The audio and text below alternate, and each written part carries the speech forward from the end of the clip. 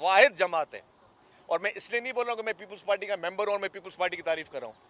Pakistan peoples party इस मुल्क की वाहिद जमात है जिसने इस मुल्क के साथ, इस मुल्क को वो चीज़ें दी जो कि हम उसको अपना फ़र्ज समझते हैं, क्योंकि मुल्क हमारी मिट्टी है, मुल्क हमारी माँ है। तो इस मुल्क के लिए जो पाकिस्तान पीपल्स पार्टी ने किया है, इसकी मिसाल और कोई नहीं मिलती। बाकी जितनी भी जमातें हैं उनको आप उनके टेन्यूर्स उठा के देख लें, उनकी सोच उठा के देख लें कि वो सिर्फ़ और सिर्फ किसी इलाके तक महदूद होंगी या अपने ज़ाती मुफादात तक महदूद होंगी।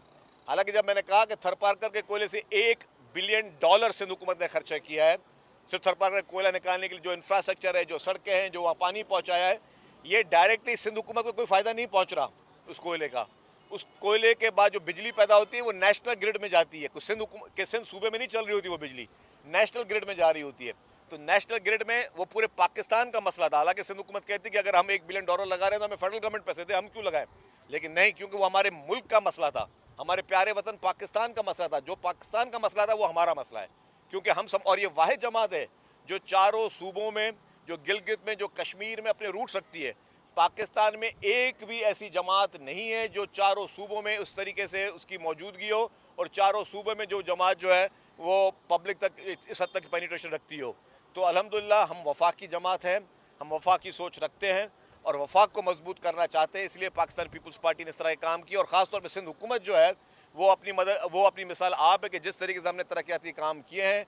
मैंने फिर कहा कि हम इश्तिहारी मुहिमों तक नहीं हैं, हम उसको सिर्फ प्रोजेक्ट करने या गिनवाने तक नहीं है, लेकिन हम वो काम करें जो कि लोगों के लिए फ़ायदा हो, जिसमें लोगों को जो है फ़ायदा मिल सके। तो इसीलिए ही सिंध हुकूमत जो है वो दिन रात काम कर रही हो। ये सारे प्रोजेक्ट्स, चाहे वो ट्रांसपोर्ट में हो, चाहे वो वाटर से रिलेटेड हो, चाहे वो हेल्थ से रिलेटेड हो, चाहे वो एजुकेशन से रिलेटेड हो, चाहे वो आपकी बिजली से रिलेटेड हो, चाहे आपको विंड कॉरिडोर्स हों, जो पब्लिक प्राइवेट पार्टनरशिप के हमारे प्रोजेक्ट्स हैं। अल्हम्दुलिल्लाह ये पूरे पाकिस्तान की बाकी पॉलिटिकल पार्टीज़ के लिए ये मिसाल, अपनी मिसाल आप हैं।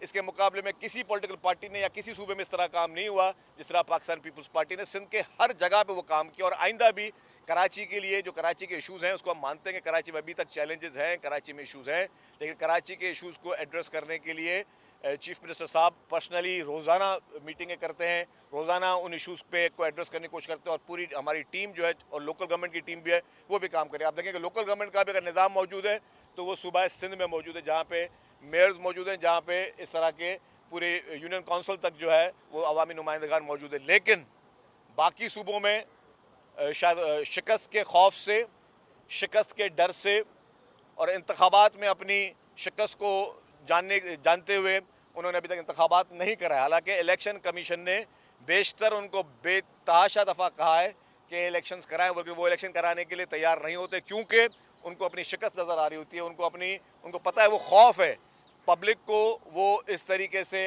अपने पावर्स मुंतकिल करने के लिए तैयार नहीं है। इसीलिए जानबूझकर उन सूबों में बलदियाती इंतखाबात नहीं करवाए जाते, जबकि सिंध सूबा वो है जिसने वो बलदियाती इंतखाबात कराए। और ये जानते हुए भी कि हमें पता था कि जी हमारे उसमें अक्सीरियत है, हमने कभी कोई खौफ नहीं रखा, क्योंकि हमें पता था कि अवाम ने वोट देने और अवाम ने अपनी मर्ज़ी से वोट देने हैं।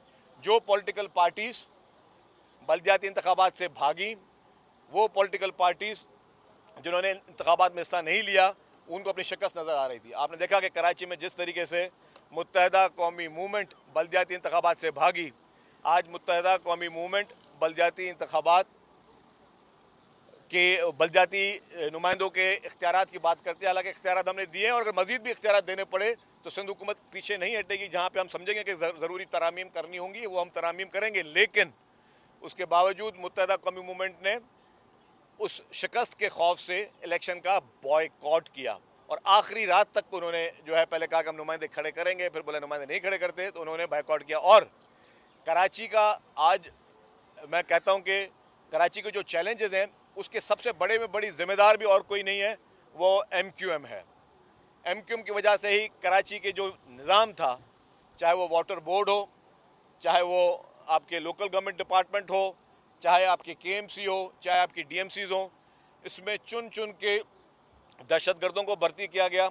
इसमें चुन चुन के ऐसे लोगों को भर्ती किया गया जो एक ही मुलाजिम जो वाटर बोर्ड से भी तनख्वाह ले रहा था, वो KMC से भी तनख्वाह ले रहा था। जब मैं बलदियाती लोकल गवर्नमेंट का मैं मिनिस्टर बना तो हमने उस वक्त उनकी सिंध बैंक के ज़रिए सबकी बायोमेट्रिक्स कराना शुरू की, जब बायोमेट्रिक्स शुरू की तो हज़ारों इस तरह के मुलाजमिन निकले जो डुप्लीकेट